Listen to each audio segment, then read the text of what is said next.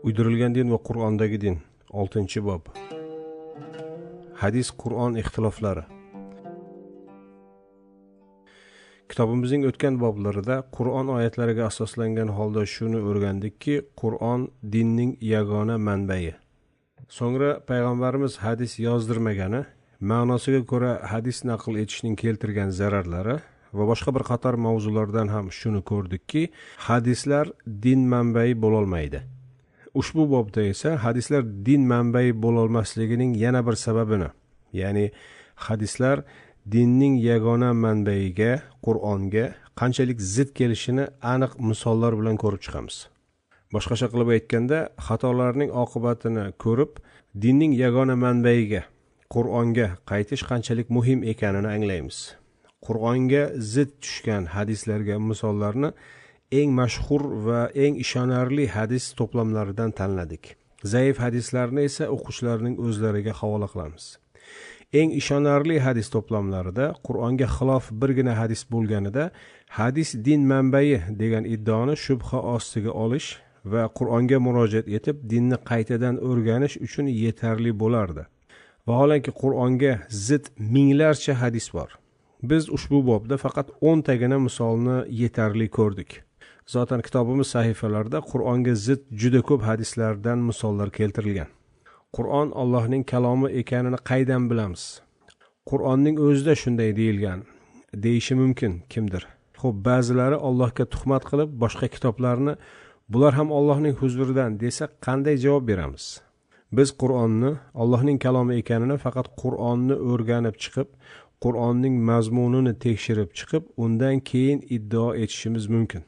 Ayni mantiqla hadislarni ham tekshirib ko'rsak, Allohning diniga manba bo'lishga yaroqlimi, yo'qmi, ana shunda ko'ramiz. Xuddi Qur'on dinning manbaimi, yo'qmi, buni bevosita Qur'onni o'rganibgina javob berish mumkin bo'lganidek, hadislar ham dinning manbaimi, yo'qmi, hadislarni o'rganish va tekshirish bilan hal bo'ladi. Biz ushbu kitobda Qur'onni va hadislarni o'rganib, din manbai nima ekanini, u qanday bo'lishi kerakligini ochiq o'rtaga qo'yishni maqsad qilganmiz.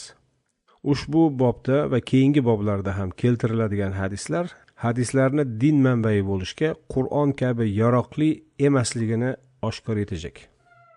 Kitobimizda tanqid qilingan hadislar hadischilar tarafidan ishonarli deb qabul etilgan eng mashhur hadis to'plamlarida keltirilgan rivoyatlardir. Hadischilar rad etgan yolg'on degan hadislarni esa mavzuyimizga umuman olmadik. Masalan, Alloh o'zini o'zi yaratmoqchi bo'lib ot choptirdi va terlatdi, so'ngra u terdan o'zini yaratdi degan hadis. Yoki Alloh malaklarni ikki qo'li va ko'kragining qillaridan yaratdi degan hadis.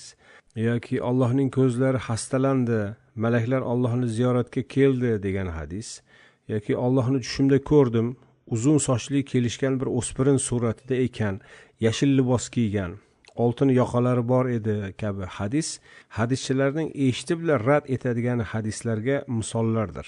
Bu Ibn Qutaybaning hadis mudofasi kitobida keltirilgan. Mashhur hadischilar bunday uydirma hadislarni yolg'on degani to'g'ri. Ammo ushbu va keyingi boblarda eng mashhur, eng to'g'ri, eng ishonchli hadis kitoblaridagi hadislarni ko'rib, hadis kitoblarida to'g'ri bilan yolg'onning ajratib bo'lmas darajada qorishib ketganini, hadis to'plashdagi to'g'ri bilan yolg'onni ajratish metodologiyasi tamoman yanglish ekanini ko'ramiz. Zotan Qur'on yetarli, benuqson va mufassal kitob ekan, bunday urinishlarga hojat ham yo'q. Niso surasi 82-oyatda shunday deyiladi: Qur'onni tadabbur etmaydilarmi? Agar u Allohdan boshqasining huzuridan bo'lsaydi, albatta ichida ko'plab chalkashlar topgan bo'lishardi. Hijr surasi 9-oyatda shunday deyiladi: Hech shubhasiz ushbu eslatmani biz nozil qildik, uning muhofaza etuvchisi ham albatta biz. Niso surasidagi oyatdan dinimizning manbai chalkashsiz va ixtilofsiz ekanini ko'ramiz. Alloh Qur'onni chalkashsiz ekanini aytmoqda, hamda Qur'onning to'g'riligini va din manbaining ega bo'lishi kerak bo'lgan xususiyatini bildirmoqda. Qur'onga zid hadislarning borligi, hadislar Alloh huzuridan emasligining va din manbai bo'la olmasligining eng kuchli isbotidir. Hijr surasidagi oyatdan Qur'onning muhofaza etilgani, shuning uchun ham dinimiz manbai Alloh tarafidan himoyalangan kitob ekanini anglaymiz. Ushbu va bundan keyingi 3 bobda hadislarning Qur'onga, bir-biriga va aql mantiqqa zidligini ko'rib chiqamiz. Buning natijasida hadislar Alloh tarafidan muhofaza etilmagani va minglab uydirmalar bilan tuzatib bo'lmas darajada qorishib ketganini ko'ramiz. Ya'ni bu boblarda hadislarni din manbai qabul etishning qo'rqinchli natijalarini ko'rib, chalkashsiz va ixtilofsiz va Alloh tarafidan saqlangan yagona din manbai Qur'onga va faqat Qur'onga qaytish shartligini yanada yaxshiroq anglab yetamiz. Birinchi, Allohning boldiri bo'ladimi? Shuro surasi 11-oyatda shunday deyiladi: Unga o'xshash hech bir narsa yo'q. Hadisda esa shunday deyiladi: Alloh oxiratda kimligini isbotlash uchun payg'ambarlarga oyog'ini ochib, boldirini ko'rsatadi. Buxoriy, Muslim va Ahmad rivoyati. Bu hadisning qaysi kitoblarda kelganiga e'tibor bering. Hadis to'plamlari orasida eng sahih deyiladigan birorta rivoyatini inkor etganni kofirga chiqaruvchi Buxoriy va Muslimda. Hadischi mantig'iga ko'ra, kim bu hadisni inkor etsa kofir, bu hadisga iymon keltirgan esa haqiqiy mu'min bo'ladi. Allohga hech bir narsa o'xshamaydi degan oyatga qarshi Allohning boldiri bor va oxiratda uni ochib ko'rsatadi deyish qaysi iymonga to'g'ri keladi? Ikkinchi, Alloh qo'l berishadimi? Ixlos surasi 4-oyatda shunday deyiladi: Va hech kim uning tengi emasdir. Hadisda esa bunday deyiladi: Alloh men bilan ko'rishdi va qo'l berishdi. Qo'lini ikki yelkam orasiga qo'ydi, hatto barmoqlarining sovuqligini ikki ko'ksim orasida his etdim. Ahmad rivoyati. Bu hadisni hech qanday majoziy talqinlarga burmasdan Allohga barmoqlarga esa sovuqlik nisbat etish Allohga shakl shamoyil berishdir. Bu hadis yuqorida keltirilgan Ixlos surasidagi kabi ko'plab oyatlarga xilof. Agar hadisdagi qo'l kalimasini majoziy ma'noda, masalan, kuch-qudrat deya talqin etib, insoniy qo'l emas desak, ehtimol qabul etish mumkin bo'lar. Masalan, barcha narsa Allohning qo'lida deganimizda, hamma narsa Allohning istagiga, hukmiga bog'liq ekani tushunilgandek. Biroq Allohga barmoqlarga esa sovuqlik atf etilgan bu hadisni hech bir majoziy ma'noga burib bo'lmaydi. Boz ustiga bu hadisda Alloh bilan payg'ambarning qo'l berishishi kabi g'oyat nomaqbul ifoda ham o'rin olgan. Endi bularni hadislarni din deyish Allohning haqiqiy diniga haqorat emasmi? Uchinchi, dinini o'zgartirgan o'ldirilsinmi? Baqara surasi 256-oyatda shunday deyiladi: Dinda majburlash yo'q. Hadisda esa bunday deyiladi: Dinini o'zgartirganni o'ldiring. Buxoriy va Nasoiy. Allohning hukmini hadisga almashgan, Allohning dinini o'z zalolatiga moslashga uringanlar bu kabi uydirmalar sababli islom tarixi mobaynida qanchadan qancha inson murtad tavqi bilan qatl etildi. Dinni bayroq qilib olgan ba'zi guruhlarning bugungi qatlomlarini dindor olomon ongida mashrulashtirgan ham mana shunday hadislar bo'ladi. Onda sonda bu qatlomlarni qoralovchilar chiqib tursa-da, ayni qoralovchilar yana o'sha Buxoriy va Nasoiylarni maqtab, din manbai sanashda davom etaveradi. Bunday fundamental ziddiyat o'z yechimini topishi va o'sha qatlomlarni mashrulashtiruvchi rivoyat va fatvolardan ummat nomidan voz kechishi lozimdir. To'rtinchi, mayyitning aybi nima? Najm surasi 38-oyatda shunday deyiladi: Albatta hech bir gunoh yukini tashuvchi boshqaning gunoh yukini tashimas.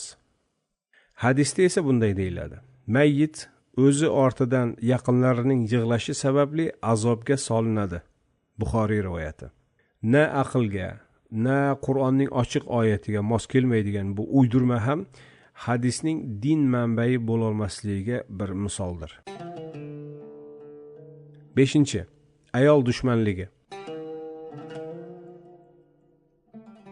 Ali Imron surasi 195-oyatda shunday deyiladi: Sizdan xoh erkak, xoh ayol bo'lsin, xayrli amalni zoyi qilmagayman. Barchangiz bir-biringizdansiz. Hadisda esa bunday deyiladi: Ayollar orasida xayrli ayol 100 ta qora qarg'a orasida oq qarg'a kabidir. Buxoriy rivoyati. Qur'on xayrli amal qilgan erkagu ayolga hech ayirmasdan birdek mujdalar bermoqda. Hadislarda esa ayol kishi aksariyat o'rinda kamsitiladi. Umuman ayollar mavzusi uydirilgan hadislarning eng ko'p o'rin olgani soha deyishimiz mumkin. Bu haqda hali 21 va 22 boblarda suhbatlashamiz. 6. Zolim kim?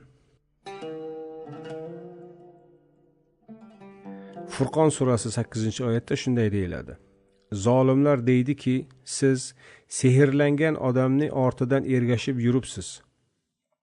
Hadisda esa bunday deyiladi: Payg'ambar Madinada bir Yahudi tarafidan sehrlandi. Bir necha kun nima qilayotganini bilmas ahvolda qoldi. Buxoriy va Ahmad rivoyati. O'tgan asrda yashab o'tgan Muhammad Abduh va oldinroq Mu'tazila maktabining bu hadisga qarshi e'tirozlariga javoban Muhammad Abu Shahba shunday mudofaaga o'tadi. U shunday yozadi: Agar Muhammad Abduh sehr hadisini inkor etgan bo'lsa, aql va naql ilmlaridan mo'tabar bo'lgan Mazziri, Hattobiy, Qozi Iyoz, Ibn Taymiya, Ibnul Qoyyim, Ibn Kasir, Navoiy, Ibn Hajar, Qurtubiy va Alusi kabi ko'plab olimlar bu hadisni ham rivoyat ham diroyat jihatidan sahih deganlar. Muhammad Abu Shahba Buxoriy va Muslim ham bu hadisni qabul etganini aytadi va hadislarga asoslanib sehr oqibatlarini shunday bildiradi: Payg'ambarimizga sehr qilindi. Ayollari bilan jinsiy munosabatda bo'lmagan holatda ham xuddi bo'lganday his etardi o'zini. Sufyon buni eng shiddatli sehr deb atagan. Abu Shahbaning Sunnat mudofaasi asarida. Qur'onga ko'ra esa payg'ambarni sehrlangan deyish faqat zolimlar aytadigan gapdir. 7. Merosda vasiyat bormi?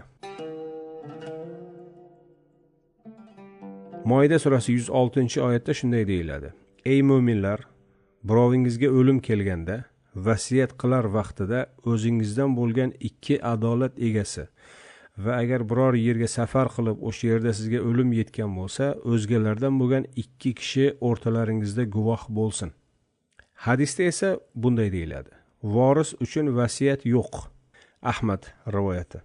Qur'onda ham Moida surasidagi mazkur oyatdan hamda boshqa suralardagi oyatlardan vasiyatning borligini anglaymiz. Vasiyatdan qolganlar esa Qur'onda tavsiya etilgan tarzda taqsimlanadi. Vasiyatni yo'qqa chiqaruvchi bu hadis aslida Qur'onning ochiq hukmini bekor qilishga bir urinishdir. 8. Eng qattiq azob nega rassomlarga? Niso surasi 48-oyatda shunday deyiladi: Darhaqiqat Alloh o'ziga shirk keltirishini kechirmaydi. Bundan boshqalarni xohlaganiga kechiradi. Hadisda esa bunday deyiladi: Jahannamda eng shiddatli azob rassomlarga bo'ladi. Qur'onga ko'ra eng katta gunoh bu Allohga shirk keltirish. Shirkning kechirilmas gunoh ekani, bundan boshqa gunohlar esa kechirilishi mumkinligi ochiq aytilgan. Shu bois Allohning eng qattiq azobiga duchor bo'ladiganlar ham shirk keltirganlar ekani ayon. Buxoriyga ko'ra esa eng shiddatli azobga negadir rassomlar yo'liqadi. Hadischilarning san'at turlariga qarshi uydirmalarini hali 18-bobda batafsil ko'rib chiqamiz. Bu hadis avvalo Qur'onga xilof bo'lsa, keyin boshqa hadislar bilan ham chalkashadi. Masalan, boshqa bir hadisga ko'ra jahannamda eng shiddatli azobga yo'liqadiganlar shaxmat o'ynaydiganlar. Zahabiyning Kaboir kitobida shunday deyilgan. 9. Oltin taqish, ipak kiyish mumkinmi? Qur'onda A'rof surasi 32-oyatda shunday deyiladi: Ayt, Allohning qullari uchun chiqargan zinat va pokiza rizqlarni kim harom etdi? Ayt, bular dunyo hayotida iymon keltirganlar uchun, qiyomat kuni esa xolis ular uchundir. ilm egasi bir qavm uchun biz oyatlarimizni mana shunday mufassal bayon eturmiz. Hadisda esa bunday deyiladi: oltin va ipak ummatimning ayollariga halol, erkaklariga haromdir. Muslim rivoyati. Oltin va ipak ham erkak ham ayol uchun birdek ziynat. Qur'ondagi hech bir oyatda taqiqlanmagan. Alloh taolo iymon egalarining dunyoda ham bu ziynatlardan foydalanishini aytadi va erkak ayol deb ajratmaydi. Har bitta hadisi to'g'ri deya iddao etilgan Sahih Muslimga kiritilgan bu hadis esa yuqoridagi oyatga ochiq tarzda xilofdir.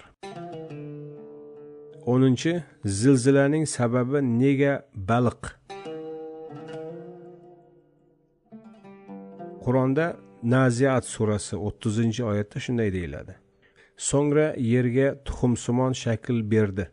Hadisda esa bunday deyiladi: yer baliq ustidadir. Baliq bosh silkitganda zilzila bo'ladi. Ibn Kasir Baqara 29 va Qalam 1-oyatlar tafsiri. Qur'on mo'jizaviy tarzda yerning tuxumsimon, ya'ni ellipsoid shaklida ekani, ona rahmidagi jeninning yaratilish bosqichlari, koinotning vujudga kelishi, shamollarning changlatuvchi xususiyati kabi ko'plab mavzuni ochiqlaydi.